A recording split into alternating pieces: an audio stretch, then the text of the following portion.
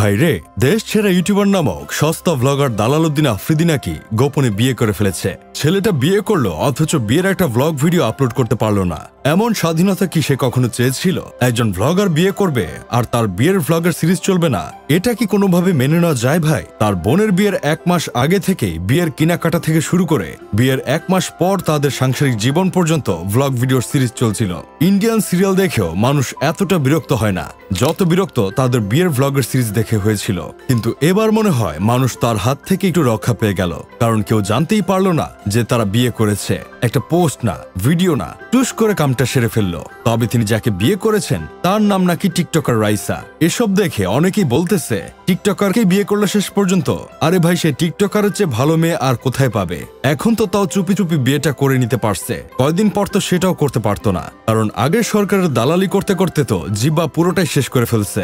যদি ছাত্র আন্দোলনের সময় সরকারের পক্ষে ক্যাম্পেইন চালানোর জন্য ডজন খানেক মামলা হয়ে যায়, তখন তো বিয়ে করতে গেলে সমস্যা হয়ে যাবে। তাই আগে ভাগেই কাজটা সেরে নিলেন দেশ ছেড়া ইউটিউবার চাটাকরউদ্দিন আফ্রিদি। তার আগে হয়তো একটা পুরাতন ভিডিও ছেড়ে মানুষের প্রতিক্রিয়া দেখছিল যে আবেগী বাঙালি আসলে তার কাজকর্ম ভুলে গেছে নাকি। কিন্তু বাঙালি তো ভুলে নাই, উল্টা তাকে কমেন্ট করতেছিল, বলছিল তো বিদায় নিচ্ছ, তাহলে আবার আসলা কেন, আবার পুরান ভিডিও ছাড়লা কেন? এসব কমেন্ট দেখে বেচারা আর কোনো ভিডিও দেওয়ার সাহস পায় নাই। আর বিয়ের ভিডিও ছাড়বে কিভাবে? তাছাড়া তার এক বন্ধুর থেকে শোনা গেছে আফ্রিদির কাবিন হয়ে গেছে, সামনে বড় করে বিয়ের অনুষ্ঠান হলেই সবাই জানতে পারবে। এখন সেই বিয়ের অনুষ্ঠানের ভ্লগ ভিডিও সিরিজ আকারে আপলোড করলেও করতে পারে, কারণ যে ফেসবুক ইউটিউব থেকে বিদায় জানিয়েও আরেকটা কামব্যাক করার চেষ্টা করতে পারে, তার কাছে এসব কাজ করা তো তেমন কিছুই না।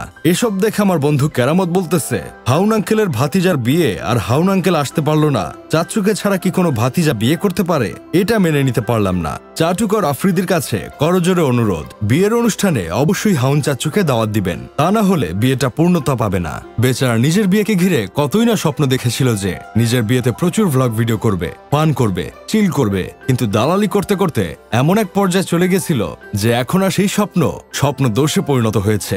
যেই মানুষটা পান থেকে চুন খুসলে ও বিশেষ স্থান থেকে চল উঠলেই শো অফ না করলে ঘুমাইতে পারতো না, পেটের ভাত হজম করতে পারতো না, সেই মানুষটা আত্মগোপনে থেকে বিয়ে করতেছে। একবার ভেবে দেখেছেন মানুষের কতটা খারাপ সময় আসলে এমন কাজ করতে হয়? এজন্যই বলি, চেটে নয় খেটে বড় হও, কারণ বেশি চাটতে গেলেই বিপদ। আমি তো ভাবতেছি শো অফ মারানির ভাই নিজেকে কিভাবে শো অফ করা থেকে বিরত রাখতে পারতেছে।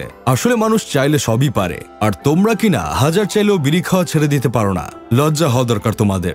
যাই হোক, শেষমেশ আমি গোলাম হোসেন একটা কাজের কথা কই, দালালউদ্দিন আফ্রিদি কি যেই মেয়ের বাসায় গিয়েছিল সেই মেয়েকেই বিয়ে করলো নাকি অন্য কোনো টিকটকার মেয়েকে বিয়ে করলো? খুব জানতে ইচ্ছে করছে। Please subscribe